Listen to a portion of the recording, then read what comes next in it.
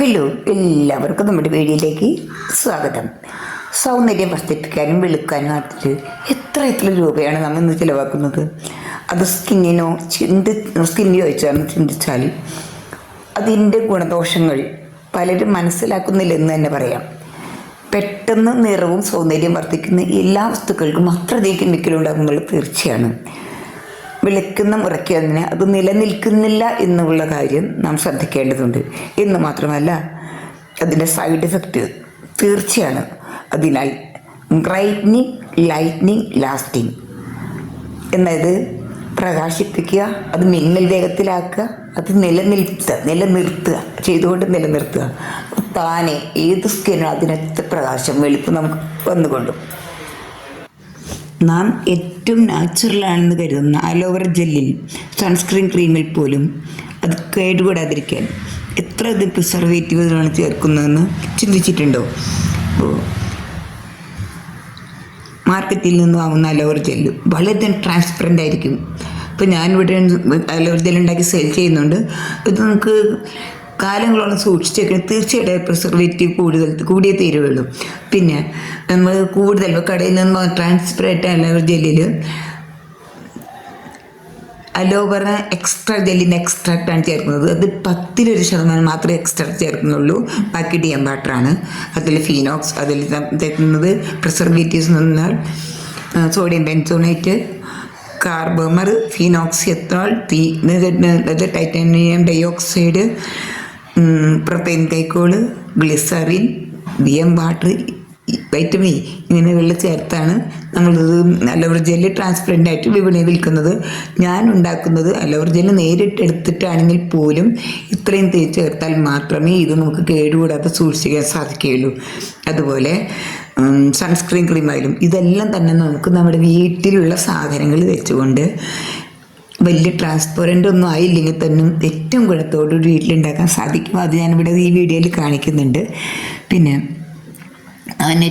അതുകൊണ്ട് തന്നെ അത് സൂക്ഷിച്ചൊക്കെ അതൊക്കെ കൂടിയേ തീരൂ. അതേപോലെ തന്നെ ഏതൊരു ക്രീമുകളായാലും അതിന് വർദ്ധിപ്പിക്കാനും സൗന്ദര്യപ്പെടുത്താൻ അത് എത്രമാത്രം അതിനാവശ്യമായ കെമിക്കൽ ചേർത്തേ തീരൂ. അതുകൊണ്ട് പരമാവധി നമ്മുടെ സ്കിൻ ടൈപ്പ് നോക്കി മാത്രം നമ്മൾ ചെയ്തില്ലെങ്കിൽ അതിൻ്റെ സൈഡ് എഫക്റ്റ് നമ്മൾ അനുഭവിച്ചേ തീരൂ. സൗന്ദര്യ സംരക്ഷണത്തിൽ തെറ്റായ ചർമ്മ സംരക്ഷണം ചർമ്മത്തിൻ്റെ ആരോഗ്യവും സൗന്ദര്യവും നശിപ്പിക്കും. ശരിയായ സംരക്ഷണം എങ്ങനെയാണ്, എന്തെല്ലാം കാര്യങ്ങൾ ശ്രദ്ധിക്കണം, ഫേസ് പാക്കുകൾ നല്ലതാണ് എന്നൊക്കെ നാം അറിഞ്ഞിരിക്കണം. ഏതെങ്കിലും സൗന്ദര്യ പ്രശ്നങ്ങൾ വന്നാൽ നാം സാധാരണ ചെയ്യുന്ന മറ്റുള്ളവർ ഉദ്ദേശിക്കുന്ന സൗന്ദര്യ വസ്തുക്കൾ പിന്തുടരും, അത് നമ്മൾ ഉപയോഗിക്കും. അല്ലെങ്കിൽ പുതുതായി വരുന്ന ബ്യൂട്ടി പ്രോഡക്റ്റുകൾ പരീക്ഷിച്ച് നോക്കും. എന്നൊക്കെയാണ് ചെയ്യാറ് പതിവ്. ആരെങ്കിലും നല്ലതെന്ന് പറഞ്ഞു കേട്ടാൽ അപ്പോൾ തന്നെ ഒന്ന് പരീക്ഷിച്ച് നോക്കുക. അത് നമ്മുടെ സ്കിന്നിന് ചേർന്നതാണോ അല്ലെങ്കിൽ അതിൻ്റെ ആവശ്യമുണ്ടോ എന്നൊന്നും ആരും തന്നെ ചിന്തിക്കാറില്ല. ശരിയായ സൗന്ദര്യ സംരക്ഷണം എന്ന് പറഞ്ഞാൽ ഏറ്റവും നോക്കേണ്ടത് നമ്മുടെ സ്കിന്നിൻ്റെ ടെക്സ്ചർ, ഏത് സ്കിന്നാണ് എന്നുള്ളതിന് തരം. സാധാരണയായിട്ട് sensitive skin, normal skin, oily skin, dry skin, combination skin. ഇതിൽ നോർമൽ സ്കിന്ന് വിട്ട് കളഞ്ഞ് ബാക്കിയുള്ള സ്കിന്നുകൾക്കാണ് നമുക്ക് സംരക്ഷണം സാധാരണ നമുക്ക് കൊടുക്കാറുള്ളത്. കോമ്പിനേഷൻ സ്കിന്നുകൾക്ക് വലിയ പ്രശ്നങ്ങൾ വരാറില്ല. നേരെ മറിച്ച് സെൻസിറ്റീവ് സ്കിന്നും ഡ്രൈ സ്കിന്നുള്ളവർ വളരെയധികം ശ്രദ്ധിക്കേണ്ട ആവശ്യമാണ്. അതുപോലെ ഓയിലി സ്കിന്നുള്ളവർ നാം ചെയ്യുന്നത് ഓയിലി ആവാതിരിക്കാനും മുഖക്കുരു വരാതിരിക്കാനും ശ്രദ്ധിക്കേണ്ടതും അത്യാവശ്യമാണ്. ഓരോ ചർമ്മത്തിനും അതിൻ്റേതായ രീതിയിൽ സൗന്ദര്യ സംരക്ഷണം നൽകിയില്ലെങ്കിൽ പ്രശ്നങ്ങൾ ആരംഭിക്കുന്നത് തീർച്ചയാണ്. അതുകൊണ്ട് തന്നെ കൂടുതൽ ബുദ്ധിമുട്ടുള്ള സ്കിന്നായ സെൻസിറ്റീവ് സ്കിന്നും ഡ്രൈ സ്കിന്നുകാരുമാണ് കൂടുതൽ ശ്രദ്ധിക്കേണ്ടത്. ഇനി ഞാൻ മനസ്സിലാക്കിയത്, ഞാൻ ഈ ചാനൽ തുടങ്ങി ആദ്യം തന്നെ ഞാൻ എന്നെപ്പറ്റി എഴുതിയിട്ടുണ്ട്. എന്തെങ്കിലും പറയുകയാണ്. ഞാൻ അനില, എറണാകുളം ജില്ലയിലെ ആലുവയിൽ 32 എന്ന സ്ഥലത്താണ് താമസിക്കുന്നത്. ഞാൻ തുടങ്ങിയതിൽ തന്നെ വ്യക്തമായി പറഞ്ഞു തന്നു വെച്ചാൽ PDC കഴിഞ്ഞ് അഗ്രികൾച്ചറാണ് ഞാൻ പഠിച്ച വിഷയം. ചെറുപ്പം മുതൽ സൗന്ദര്യവർദ്ധക വസ്തുക്കളോട് പ്രത്യേക താല്പര്യം എനിക്കുണ്ട്. കഴിയാമെന്നൊക്കെ, അതായത് അന്ന് പൗഡറും കമ്മീഷൊക്കെ ഉള്ളൂ, അത് വെച്ചുള്ള മേക്കപ്പ് ഡ്രസ്സുകൾ, അതുപോലെ സൗന്ദര്യമുള്ള എന്നുള്ള പരീക്ഷിച്ചൊക്കെ എൻ്റെ വലിയ താല്പര്യം തന്നെയായിരുന്നു. ഞാൻ ബ്യൂട്ടീഷ്യനാണ് പഠിച്ചിരുന്നത്. ബ്യൂട്ടീഷ്യൻ പഠിച്ചിരുന്നത് 1994-95 കാലഘട്ടങ്ങളിൽ. ആലുവയിലെ കരീഷ്മ എന്ന തരക്കേലത്തെ ബ്യൂട്ടി പാർലറിൽ നിന്നും ബ്യൂട്ടീഷ്യൻ പഠിച്ചു. അവിടുന്ന് പ്രാക്ടിക്കൽ ചെയ്തു. കുറച്ച് നാൾ കഴിഞ്ഞപ്പോൾ വീട്ടിൽ സ്വന്തമായിട്ട് ഒരു ബ്യൂട്ടി ക്ലിനിക്ക് തുടങ്ങി. അതിനുശേഷം കുറച്ച് വർഷങ്ങൾക്ക് ശേഷം കുറച്ചുകൂടി പഠിക്കണം എന്ന് മനസ്സിലാക്കാൻ തുടങ്ങിയപ്പോൾ ഗവൺമെൻറ് കേരള ഗവൺമെൻറ് അംഗീകൃത സ്ഥാപനമായ BSS ഭാരത സേവക് സമാജിൽ നിന്നും സർട്ടിഫിക്കറ്റ് കോഴ്സ്, ഗവൺമെൻറ്റിൻ്റെ സർട്ടിഫിക്കറ്റ് കോഴ്സാണ്. പുറത്തുനിന്ന് ആൾക്കാർ വന്ന് ചെയ്തേക്കുന്ന എക്സാമാണ്. ഇതിൽ അന്നത്തെ ഏറ്റവും ടോപ്പ് മാർക്ക് കൂടി പാസ്സായി. അതിൽ സർട്ടിഫിക്കറ്റും കരിഷ്മയിൽ സർട്ടിഫിക്കറ്റ് അന്നത്തെ പാർലറിൽ ഞാൻ ട്രെയിൻ ചെയ്ത് സൂക്ഷിച്ചിരുന്നത്. ഞങ്ങൾ സ്ഥലം വിട്ടപ്പോൾ അത് എടുത്തില്ല, കാരണം ഞാനത് തൽക്കാലം മക്കളൊക്കെ ഇതായപ്പോൾ നിർത്തിയിരുന്നു.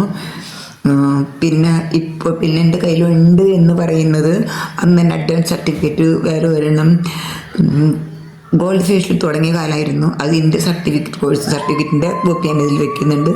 ഗവൺമെൻറ് അംഗീകൃത സ്ഥാപനമാണ്, അതിൻ്റെ സർട്ടിഫിക്കറ്റാണ്. പിന്നെ അവിടെ ഞാൻ കുട്ടികളെ പഠിപ്പിച്ചിരുന്നു.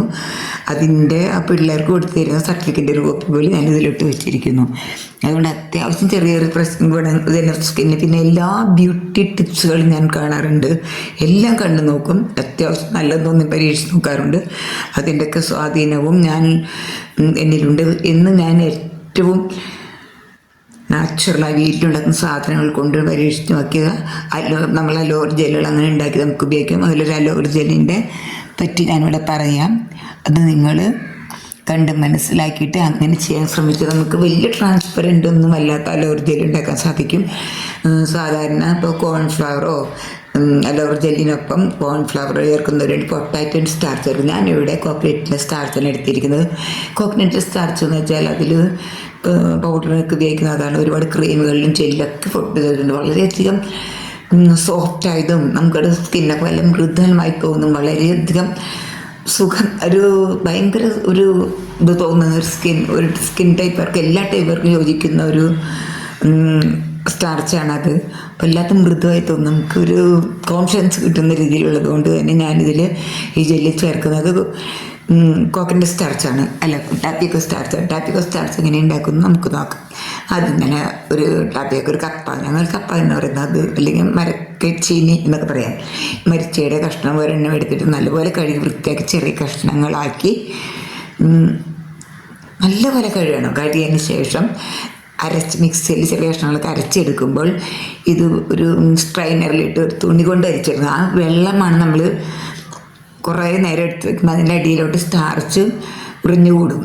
ആ സ്റ്റാർച്ച് എടുത്ത് ഉണക്കി നമുക്ക് പൊടിച്ച് വെച്ചാൽ പൗഡറിനൊക്കെ ഉപയോഗിക്കുന്നത് ഈ സ്റ്റാർച്ചാണ്. ഈ സ്റ്റാർച്ച് വളരെയധികം നല്ലതാണ്. ഈ സ്റ്റാർച്ച് നൽപ്പമാണ് എടുത്തിട്ടാണ് നമ്മളിപ്പോൾ ഇവിടെ അലോവേറ ജെൽ ഉണ്ടാക്കുന്നത്. ഇവിടെ ഞങ്ങൾക്ക് അലോവേറ ജെൽ ഒരുപാട് ഉണ്ടാക്കുന്നത് പറഞ്ഞല്ലോ. സൗന്ദര്യ പ്രൊഡക്റ്റ് ഉണ്ടാക്കുന്നതിനും അല്ലെങ്കിൽ ഇവിടെ ആയുർവേദ കടകളിലേക്കൊക്കെ വാങ്ങുന്നതുകൊണ്ട് കാര്യമായിട്ട് തന്നെ ബിസിനസ്സായിട്ട് തന്നെ തുടങ്ങിയിട്ടുണ്ട്. അപ്പോൾ ഈ അലോവേറ ജെല്ലിൽ നിന്ന് എടുത്തത് നമ്മളെടുക്കുമ്പോൾ ആദ്യം ഇതിനുള്ളിൽ മഞ്ഞക്കറ അത് കളഞ്ഞിട്ട് വേണം എടുക്കാൻ. അതിന് കയ്പുണ്ട്, പിന്നെ അതിന് പൊള്ളിച്ചുണ്ടാവും, പിന്നെ പച്ചഭാഗം ചൊറിച്ചിൽ സംഭവിക്കും. അതൊക്കെ പോകും. നല്ലപോലെ തന്നെ കഴുകി വൃത്തിയാക്കിയതിന് ശേഷം ഇതിന് ജെല്ലെടുക്കുക. ഈ ജെല്ല് മിക്സിയിലിട്ട് അരച്ച് അത് അരിച്ചെടുത്തതിന് ശേഷം ഈ ജെല്ലിലാണ് അടുപ്പത്ത് വെച്ച് നമ്മൾ ട്രീറ്റ്മെൻറ്റ് വലിയ ഇത് ശരിയാവും തോന്നുന്നില്ല. ഇത് നമുക്ക് അടുപ്പത്ത് വെച്ച് ലോ ഫ്ലെയിമിൽ ചൂടാകുമ്പോൾ ഇതിലേക്ക് 1.5 ടീസ്പൂൺ കോൺഫ്ലവറോ പൊട്ടാറ്റോൻ്റെ സ്റ്റാർച്ചോ, ഇപ്പോൾ ഞാനിവിടെ എടുത്തിരുന്ന ടാപ്പിയോക്കയുടെ സ്റ്റാർച്ചാണ്. ഈ സ്റ്റാർച്ച് 1.5 ടീസ്പൂൺ ഇട്ടിട്ട് നല്ലപോലെ കട്ടി അടിയിൽ പിടിക്കാത്ത വിധത്തിൽ നല്ലപോലെ ഇളക്കി എടുത്തിട്ട് ജെല്ലിൻ്റെ പരുവാക്കണം. ജെല്ലാം പരുവാക്കുമ്പോൾ തരക്കല്ല ട്രാൻസ്പെറൻ്റ് ആയിട്ട് അത് കിട്ടും. നല്ലപോലെ ഇളക്കി ചൂടാറുമ്പോൾ നമുക്ക് വേണമെങ്കിൽ അലോവേറ ജെല്ല് കുറച്ച് ചേർക്കാവുന്ന, അലോവേറ ജെല്ല് വേണമെങ്കിൽ ചേർക്കാൻ കുറച്ച് ട്രാൻസ്പെറൻ്റ് ആവുന്നതിന് വേണ്ടി.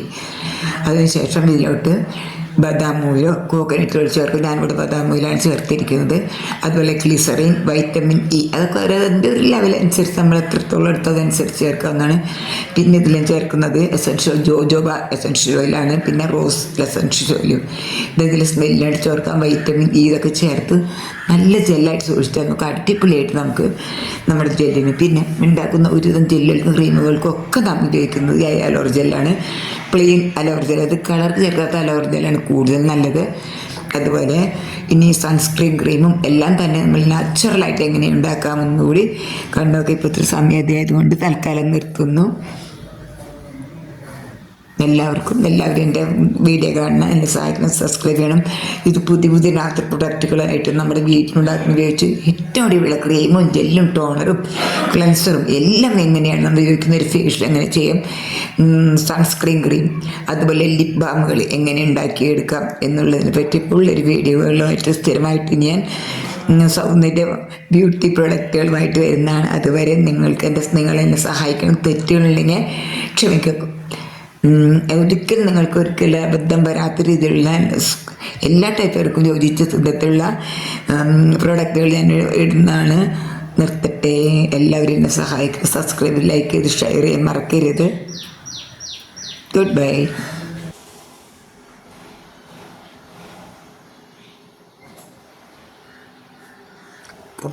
കപ്പങ്ങല മുരിങ്ങയില കൊണ്ടുള്ള ജെല്ല്, അലർജിക്ക്. Aloe vera coconut tapioca starch, aloe vera cucumber gel starch.